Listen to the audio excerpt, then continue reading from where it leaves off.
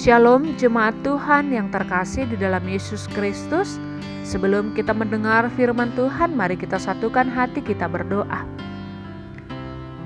Kami sungguh bersyukur ya Tuhan atas penyertaan Tuhan dalam hidup kami. Saat ini Bapa, kami mengucap syukur dan hendak mendengar firman-Mu. Ajari kami Tuhan sehingga firman-Mu boleh kami mengerti dan kami hidupi dalam kehidupan kami, sehingga hidup kami senantiasa memuliakan Engkau. Di dalam nama Yesus Kristus kami berdoa dan mengucap syukur kepadamu. Amin. Jemaat Tuhan yang terkasih di dalam Yesus Kristus, firman Tuhan yang menjadi renungan bagi kita hari ini tertulis dalam kitab Yeremia, pasalnya yang pertama ayat yang ke-19. Demikian firman Tuhan. Mereka akan memerangi engkau, tetapi tidak akan mengalahkan engkau, sebab aku menyertai engkau untuk melepaskan engkau.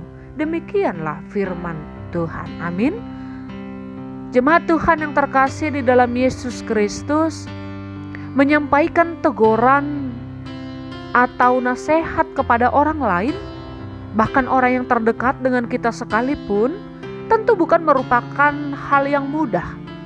Apalagi jika nasihat atau teguran itu harus disampaikan kepada orang yang jauh lebih tua dari kita. Demikian cukup beralasan, sebab nasihat atau teguran sering sekali tidak diterima dengan baik oleh orang yang dinasehati atau ditegur. Sekalipun hal tersebut dikemukakan dengan maksud dan niat yang baik. Tidak jarang juga orang yang dinasehati atau ditegur justru kemudian berbalik memusuhi mereka yang menasehati dan menegur mereka.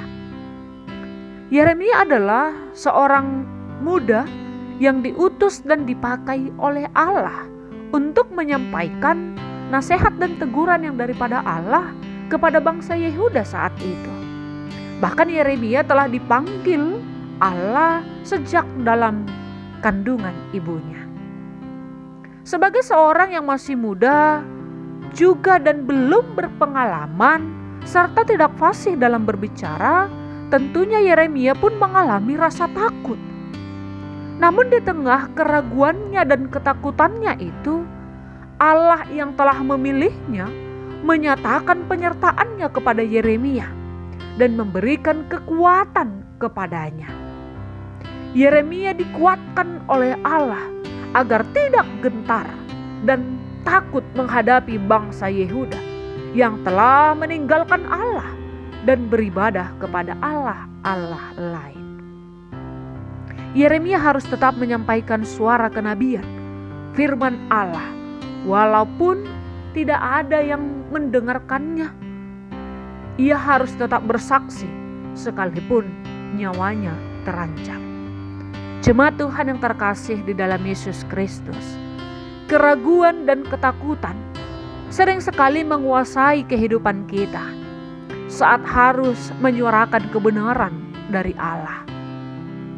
Namun seperti Allah memilih dan mengutus Yeremia, Ia juga memilih dan mengutus kita, dan Ia pasti memperlengkapi kita dengan tugas mulia untuk tak menjadi saksi dalam kehidupan kita. Seperti janjinya kepada Yeremia, bahwasanya sekalipun orang-orang akan memerangi Yeremia, tetapi Allah akan tetap menyertai dan bahkan melepaskan Yeremia daripada setiap kesulitan. Ketika memang apa yang dilakukan Yeremia adalah untuk kemuliaan Allah, menyampaikan firman Allah ke tengah-tengah bangsa Yehuda saat itu.